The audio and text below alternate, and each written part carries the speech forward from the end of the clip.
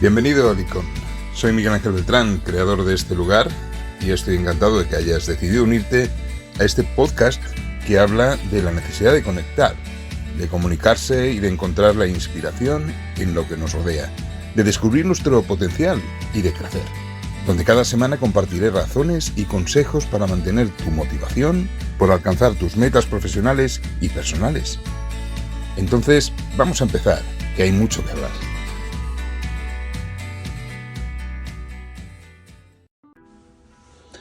Al Capone dijo algo así una vez: he dedicado buena parte de mi tiempo a dar a los demás una vida placentera de agradables momentos, y todo lo que recibo ahora son insultos.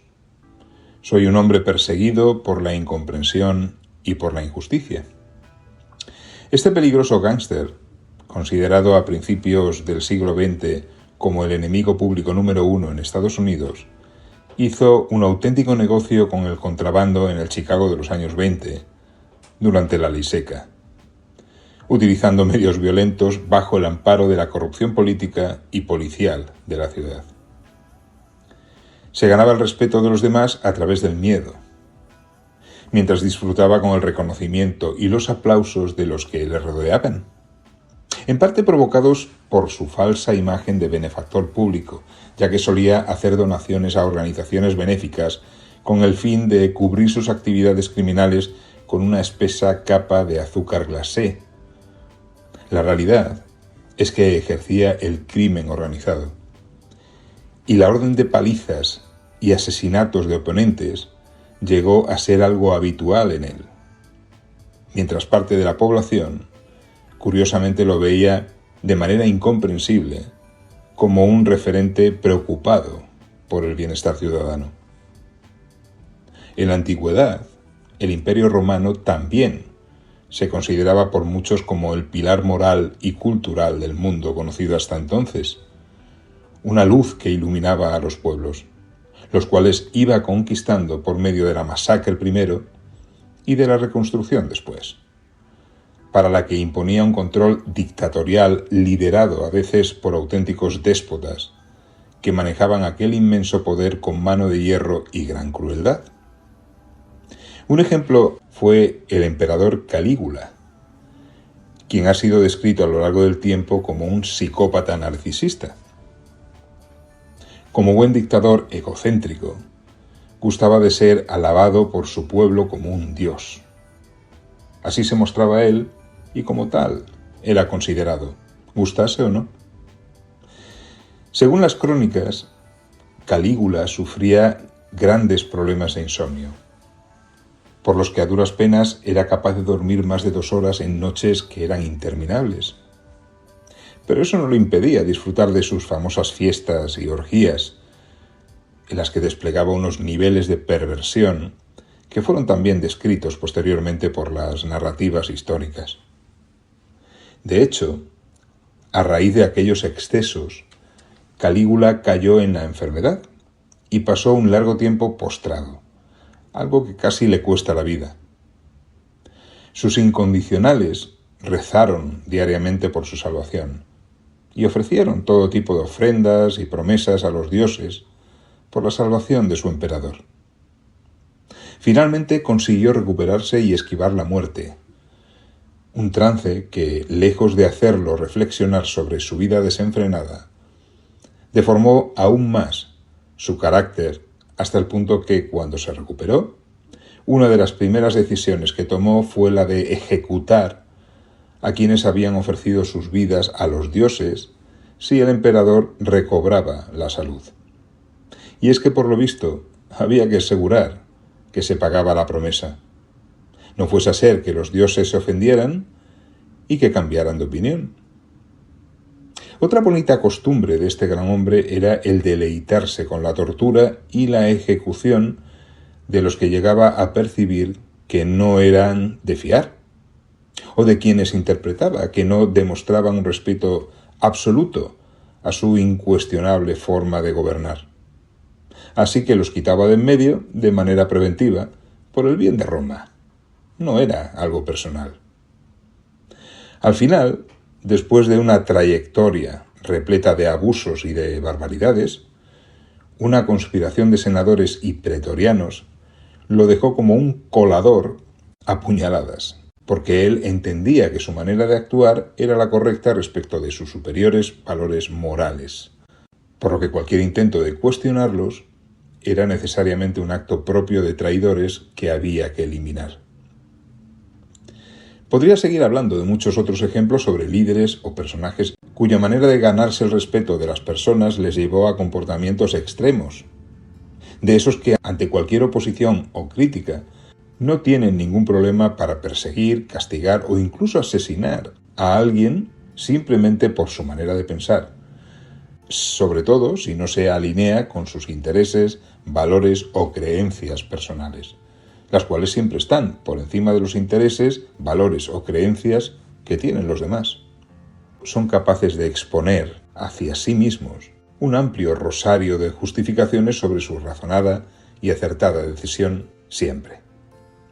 Bueno, pues han pasado siglos y esos comportamientos siniestros aún provocan escalofríos, pero siguen siendo tan humanos como tú o como yo. En realidad, aunque parezcan muy alejados de nosotros, la utilización de determinados razonamientos falaces para justificar nuestra manera de actuar con los demás está muy presente en todas partes y en todos los niveles sociales. Estas cosas se pueden dar en muchos escenarios. Por supuesto, también se da en nuestro entorno laboral por parte de personas que creen tener derecho a ello simplemente por mantener una determinada posición en el organigrama de la organización, lo que supuestamente les otorga el derecho a que sus razones deban ser respetadas por el resto casi sin objeción alguna. Después de muchos años observando estas cosas, me he dado cuenta de que la gente siempre exige respeto hacia sí mismo, pero pocos son capaces de valorar con honestidad si ejercen ese mismo respeto hacia los demás. Da la sensación de que esa actitud tiende a generalizarse cada vez más en estos tiempos. En realidad, ese respeto que tanto exigimos solo puede ganarse o perderse a través de nuestro comportamiento. Por descontado, el respeto no se gana a través del ejercicio de la simple crítica hacia el comportamiento de otros, ni mucho menos escondiendo nuestros propios errores o negando nuestras áreas de mejora con un montón de justificaciones. De hecho, si fuésemos capaces de ser honestos con nosotros mismos, nos daríamos cuenta de que andar juzgando siempre a los demás sin mirarnos antes al espejo es un esfuerzo inútil y muy arriesgado. Hay que tener cuidado con no pasarse de la raya en estas cosas. La crítica hacia otros es peligrosa porque es una patada a su orgullo. Si la persona a la que se dirige no mantiene controlada la influencia que su ego tiene en su autoestima, seguramente le producirá resentimiento. Si produce resentimiento en la persona a quien criticas, no puedes esperar que gane su respeto, mucho menos su simpatía y confianza hacia ti. A menos que el respeto que pretendas ganar sea el de Al Capone o Calígula. Somos humanos y tenemos tanto deseo de aprobación como miedo a la crítica. Por eso hay que tener tacto a la hora de ejercerla, ya que ese resentimiento que produce puede traer consigo un efecto negativo si lo que intentas es construir buenas relaciones o equipos de confianza. Y no se trata únicamente de las consecuencias hacia ti con respecto a ese objetivo, sino también de las que sufre el propio criticado si percibe que hay un intento de ponerle en evidencia en lugar de tratar de corregir para bien algo que para ti es evidente que está mal. De hecho, una crítica inoportuna o hiriente por un error cometido, incluso las supuestamente bien intencionadas, a menudo no persuaden a quien van dirigidas y su reacción es ponerse a la defensiva, pudiendo llegar a culpar a otros o a todos de lo sucedido, o incluso llegar a verse a sí mismo como víctima de todos ellos. Utilizarán el argumento absurdo que sea con tal de no reconocer un error y a partir de ahí intentar corregirlo con honestidad. Pero siendo sinceros, todos somos humanos y esa es una reacción bastante común y bastante humana. Nos resulta tremendamente fácil sacar conclusiones sobre el comportamiento de los demás pero tenemos enormes dificultades para hacer lo mismo con el nuestro. Tales de Mileto fue un filósofo griego al que se le atribuye una frase muy adecuada para definir nuestra tendencia a ver la paja en el ojo ajeno y no la viga en el nuestro. Él dijo que, como seres humanos que somos, lo más difícil es llegar a conocernos a nosotros mismos y lo más fácil es hablar mal de los demás. Nos cuesta mucho reflexionar sobre cómo actuamos y lo mucho que nos equivocamos. Tenemos como un velo en los ojos que nos impide reconocer nuestras faltas y defectos con claridad. Sin embargo, es asombrosa nuestra capacidad para verlas en otros, incluso sin conocerlos. Lo cierto es que hay muchas personas que parecen necesitar el estar permanentemente valorando y corrigiendo la conducta de los demás, pero no tienen la misma necesidad de intentar aplicarse eso a sí mismos. Se trata de una actitud que se ve mucho en los malos líderes, tal vez porque con ello tratan de compensar sus incapacidades a través de la mala educación en las formas. ¡Qué gran error! Ya que las heridas que infligimos en la autoestima de los demás pueden llegar a no cicatrizar nunca, y luego no hay posibilidad de redención, ya que probablemente esas personas no olvidarán jamás el daño sufrido. Si quieres corregir eso y empezar a ganarte ese respeto y reconocimiento que tanto buscas, empieza por respetarte a ti mismo. Eso solo es posible a través del autoconocimiento, pero la verdad es que da mucha pereza ponerse a ello, ¿verdad? Esta sociedad actual parece estar más centrada en defender su ego individual a capa y espada que en ser consciente de sus propios defectos para poder corregirlos y mejorar. Si quieres que nadie te respete, solo tienes que dedicarte a hacer críticas constantes a otros, tanto si los sujetos a quienes las diriges están presentes como si no. Verás como, por mucho que esas críticas sean justificadas, poco a poco te irás quedando solo. Y los únicos que permanecerán cerca de ti serán los que un día te darán una puñalada en la espalda, como hicieron los senadores y los pretorianos cuando asesinaron a Calígula. Así que no me seas Calígula. Puedes hacer una prueba. Intenta aplicarte la norma de no hablar mal de nadie y de centrarte en todo lo bueno que sepas de las personas durante un tiempo.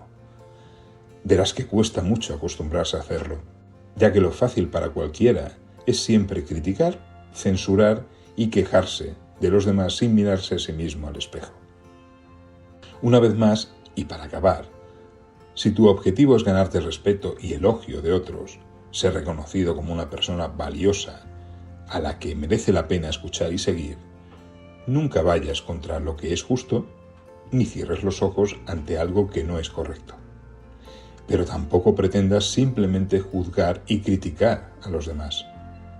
Antes de eso, trata de comprender por qué hacen lo que hacen y cuáles fueron sus razones o las causas por las que actuaron de esa manera antes de sacar ninguna conclusión. Eso será mucho más provechoso y más interesante que la simple crítica, ya que de ahí surge no solo el respeto y elogio que buscas, sino también el verdadero desarrollo y el crecimiento de las personas. Y aquí acaba el episodio de hoy, que espero te haya interesado. Hasta pronto.